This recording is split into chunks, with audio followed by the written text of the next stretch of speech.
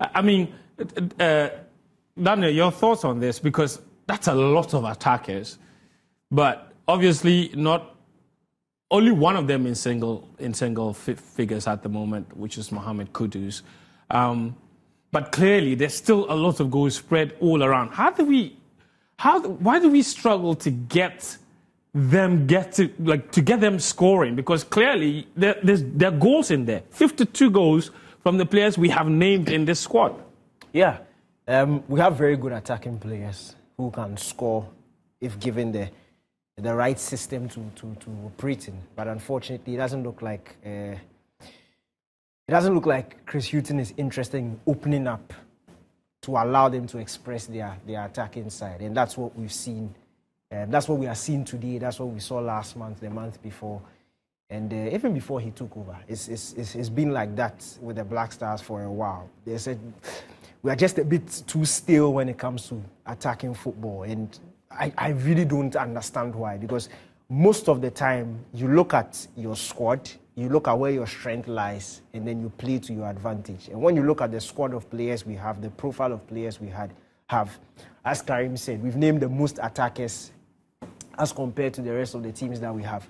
So even in terms of naming players for the competition, we have a lot of attackers who are doing really well per the 52 goals that we've seen them score at their club level. But connecting them to the ones who should create for them. It's just not working out. And for me, it's a bit problematic because we really don't have an excuse. We really don't have an excuse. Honestly, not to be playing much better than we are, and not to be getting these guys to at least perform to the level that we know they know how to. So it's a bit problematic. You look at Kudus with double figures, look at what Iñaki is doing at Bilbao, look at Bukari, look at even Soa. But when they come to the Black Stars, it's just, you see, the problem is they don't even get chances. That's the thing. It's not like they are getting chances and they are misfiring.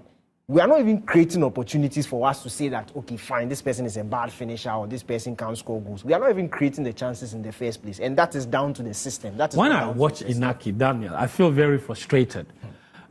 Listen, look, and I don't get frustrated when I'm watching for the Black Stars. I get frustrated when I'm watching for Bilbao. Yeah. When I see what he's doing there, and I ask myself, why is it just not working? Because it almost looks like, honestly, even for Kudus Mohamed, you're very well documented on your concerns about where he plays, especially with the Black Stars. But even with that, somehow, he seems to be the only player whose Black Stars form somehow correlates to his club form, in that he scored the most goals since he made his debut. Mm-hmm. So in a way, we can say his forms correlate. He's the best out of the terrible. Thank you. But even with that, there's still some very big issues there trying to get him to perform at his optimal.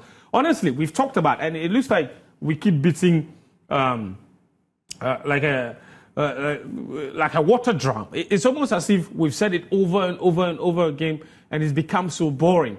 But seriously, what is the issue with our midfielders and our attackers not connecting? Is it just the issue of the double DM, or is it an issue of even profiles? We don't necessarily have ball carriers or creative players, or is it a systematic issue? It is for me a lot of things, a lot of factors. Because I'm struggling to pin it on one thing. There isn't one. It comes from different sides, and that is how difficult it is now for every Ghanaian football fan and everybody who wants to think around the Ghana Black Stars. Because one, it is coaching. Because the manager has to develop a framework where he's developed the framework and is now asking himself who fits where. And if he doesn't have the players to fit where, then he adjusts that framework to suit what he's got. But it almost appears that what we've known Chris for is nothing like we've seen of him with the Black Stars. And the first place I'll start with is our defense. Because I've said it before, if we could trust our defense going into the AFCON, surely I'm not worried, because at the tournament, the first thing you want to avoid is goals. And you're playing in a 24-team competition where finishing third is not the worst of places to be. Mm-hmm. And we saw Portugal finish third to go on and live the Euros in 2016. Of course. You just need to get out of the group. So if guys, right, there's a big difference between Angel Di Maria is a typical winger when he was in his heyday.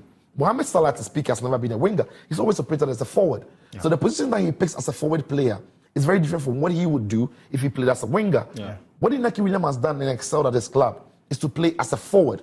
I'm not going to say he's not going to backtrack to help his defenders, but of course, the movements and the roles he picks as a forward player is very different. The freedom he's got is different, right?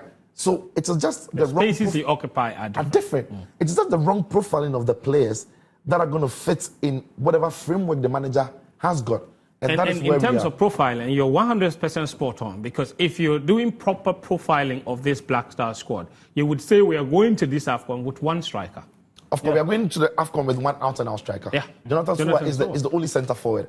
And that, again, when we also spoke about the fact that our players have got a lot of goals in them, at times, the reason why these players score is because of the bait other teams take.